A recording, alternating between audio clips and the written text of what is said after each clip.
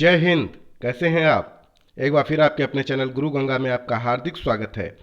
आज के वीडियो में हम लोग विलियन से संबंधित प्रैक्टिस सेट यानी टेस्ट सीरीज को हल करेंगे।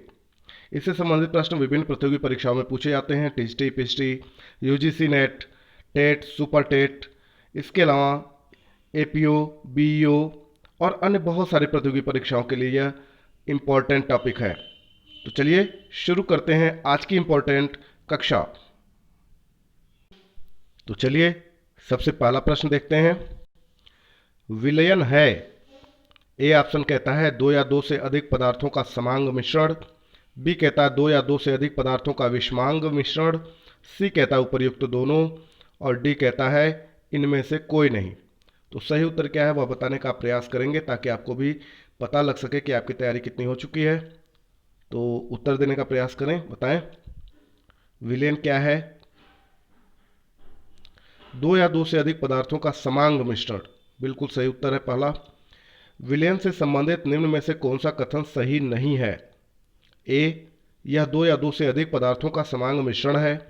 बी, इसमें विलेय के कणों की त्रिज्या 10⁻⁷ सेंटीमीटर से कम होती है।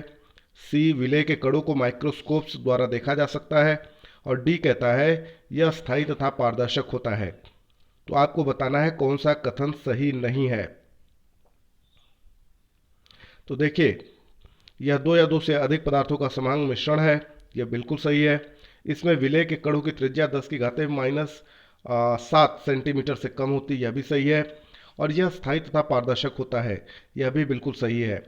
गलत उत्तर है विलेय के कणों को माइक्रोस्कोप द्वारा देखा जा सकता है, यह गलत उत्तर है। ठीक है, यही सही नहीं है। निम्नलिखित में से कौन समांगी विलयन का उदाहरण है? ए, शर्करा का जल में विलयन। बी, मिट्टी का जल में घोल। सी, सीमेंट का जल में घोल। और डी, इनमें से कोई नहीं। तो बताएं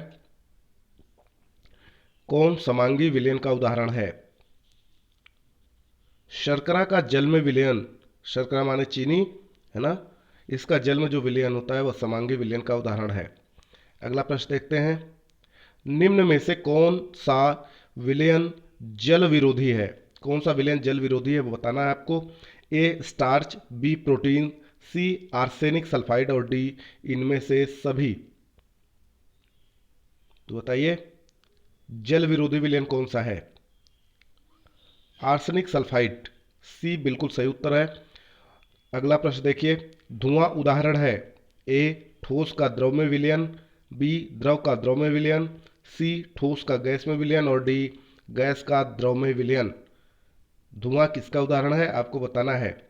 देखिए, इस तरीके के प्रश्न बहुत ज़्यादा पूछे जाते हैं, तो आप इसको एक दो बार अभ्यास कर लें ताकि आपसे इससे संबंधित कोई भी प्रश्न मिस ना हो। तो बताएं ठोस का गैस में विलयन, यह धुआं का उदाहरण है, धुआं उदाहरण है ना। वायु उदाहरण है किसका वो आपको बताना है। ए, ठोस का गैस में विलयन। बी, गैस का गैस में विलयन। सी, द्रव का गैस में विलयन। और डी, द्रव का ठोस में विलयन। तो बताएं सही उत्तर।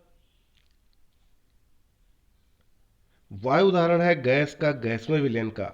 किसका? गैस में गैस का विलयन। अगला प्रश्न देखते हैं। मिश्र धातुएं हैं, क्या है वो बताना है आपको। ए कहता है ठोस का ठोस में विलयन। बी, ठोस का द्रव में विलयन। सी कहता है गैस का द्रव में विलयन। डी कहता है गैस का गैस में विलयन। तो मिश्र धातुएं क्या है वो बताइए। मिश्र धातुएं होती हैं ठोस का ठोस में विलयन, पहला सही है। अगले प्रश्न पे देखते हैं। सूक्ष्म कणों की किसी द्रव या गैस में दिशाहीन स्वच्छंद गति को कहते हैं। A, Brownian movement. बी, कोलाइडी movement. C, random movement. D, इनमें से कोई नहीं। तो सही उत्तर क्या है? जी हाँ, ब्राउनियन मूवमेंट, ब्राउनी गति। आगे चलते हैं नौवें प्रश्न की ओर। नौवां प्रश्न कहता है किसी निश्चित ताप पर बना एक ऐसा विलयन जिसमें विलेय पदार्थ की अधिकतम मात्रा घुली हुई हो कहलाता है। क्या कहलाता है आपको बताना है। ए, संतृप्त विलयन। बी, असंतृप्त विलयन। सी, अति संतृप्त विलयन। डी, इनमें से कोई नहीं। तो एक निश्चित ताप पर बना कोई विलयन है जिसमें विलेय पदार्थ की अधिकतम मात्रा घुली हुई है, तो उसे कहते हैं संतृप्त विलयन। ए ऑप्शन बिल्कुल सही है। किसी निश्चित ताप पर बना एक ऐसा विलयन जिसमें विलेय पदार्थ की और अधिक मात्रा उस ताप पर घुलाई जा सकती है कहलाता है, क्या कहलाता है वो बताना है आपको। ए कहता है संतृप्त विलयन, बी कहता है अति संतृप्त विलयन, सी कहता है असंतृप्त विलयन, डी कहता है इनमें से कोई नहीं। तो सही उत्तर क्या होगा, असंतृप्त विलयन। किसी निश्चित ताप पर बना एक ऐसा विलयन जिसमें विलेय पदार्थ की और अधिक मात्रा उस ताप पर घुलाई जा सकती है, वह कहलाता है असंतृप्त विलयन। 11वां प्रश्न क्या है वो देख लीजिए। ठोस पदार्थों की विलेयता ताप बढ़ाने से क्या होती है वह बताना है आपको। ए कहता है कि बढ़ती है, बी कहता है घटती है, सी ऑप्शन कहता है बढ़ती है फिर घटती है, डी कहता है अपरिवर्तित रहती है। यह प्रश्न कई बार आ चुका है, इसे आप ध्यान से देखिए। ठोस पदार्थों की विलेयता ताप बढ़ाने से बढ़ती है, क्या होती है, बढ़ती है। ए ऑप्शन सही है। 12वां देखिए, किसी द्रव में गैस की विलेयता, किसी द्रव में गैस की विलेयता ए ताप बढ़ने से बढ़ती है, बी ताप बढ़ने से घटती है, सी ताप बढ़ने से अपरिवर्तित रहती है, डी इनमें से कोई नहीं। तो बताएं, किसी द्रव में गैस की विलेयता ताप बढ़ने से घटती है, क्या होती है, घटती है। बी बिल्कुल सही उत्तर है। सभी तनु विलयन होते हैं। ए संतृप्त विलयन, बी असंतृप्त विलयन, सी अति संतृप्त विलयन, डी इनमें से कोई नहीं। तो आप बताएं सभी तनु विलयन क्या होते हैं, असंतृप्त विलयन होते हैं, असंतृप्त विलयन होते हैं। मक्खन कोलाइडी तंत्र है। ए पायस, बी जेल, सी साल, डी निलंबन। सही उत्तर बताएं, जेल। मक्खन कोलाइडी तंत्र है जेल। पनीर उदाहरण है।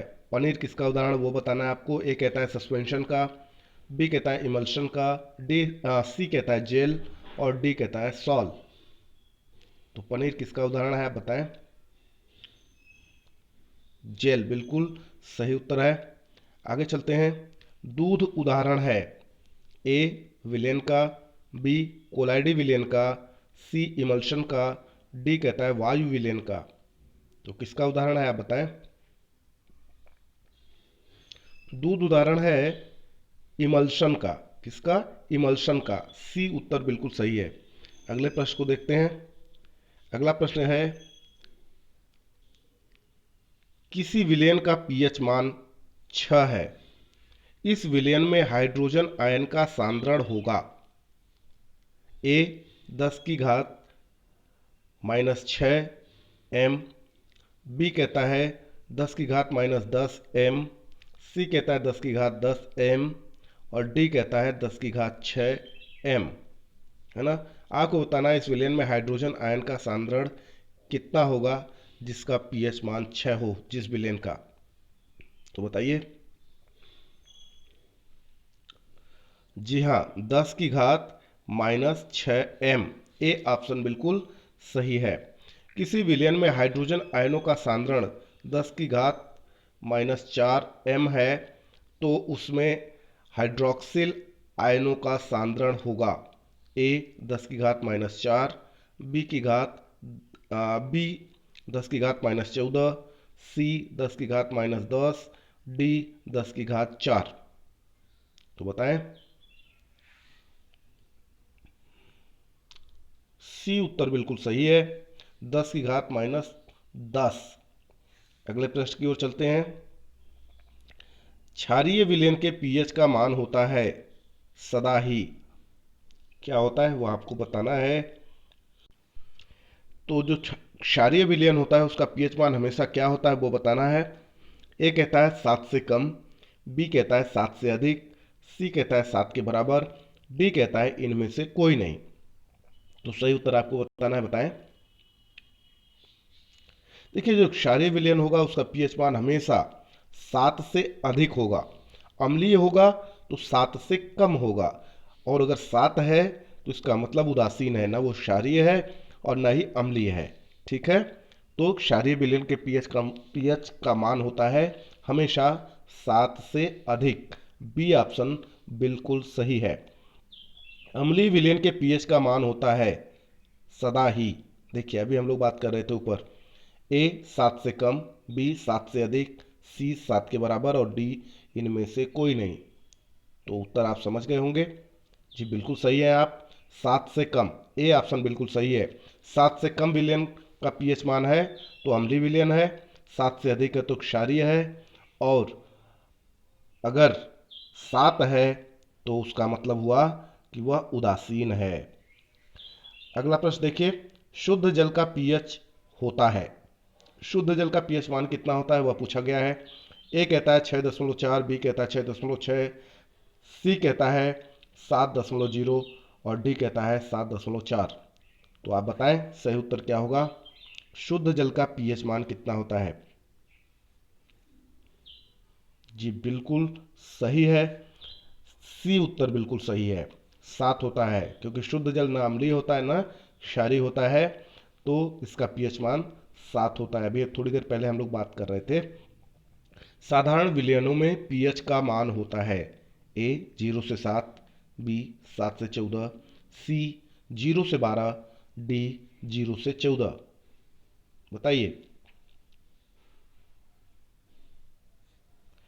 साधारण विलयनों में पीएच का मान 0 से 14 होता है, इन्हीं के बीच होता है ना। पर्पल ऑफ कैसियस निम्न में से किसका कोलाइडी विलयन है। ए Cu यानी कॉपर, बी Ag, सी Au और डी कहता है Pt। तो आप समझ गए होंगे, तो बताएं पर्पल ऑफ कैसियस किसका कोलाइडी विलयन है। अच्छे प्रश्न है। जी हाँ, Au बिल्कुल सही उत्तर है आपका, सी उत्तर बिल्कुल सही है। आगे चलें, कोलाइडी रसायन का जनक किसको माना जाता है। ए रदरफोर्ड, बी फैराडे, सी ग्राहम और डी कहता है वर्जीलियस। तो बताएं कोलाइडी रसायन का जनक ग्राहम को माना जाता है, बिल्कुल सही उत्तर है। अब चलते हैं इस वीडियो के अंतिम प्रश्न की ओर। दूध एक ऐसा कोलाइडी तंत्र है जिसमें ए कहता है पानी को वसा में परिक्षेपित किया जाता है, बी कहता है वसा को पानी में परिक्षेपित किया जाता है, सी कहता है वसा तथा पानी एक दूसरे में परिक्षेपित हो जाते हैं, डी कहता है वसा घुल जाती है। तो आपको बताना है कि दूध कैसा कोलाइडी तंत्र है जिसमें इनमें से कौन सी घटना होती है। जी हाँ, दूध एक ऐसा कोलाइडी तंत्र है जिसमें वसा को पानी में परिक्षेपित किया जाता है। बी ऑप्शन, दूसरा ऑप्शन बिल्कुल सही है।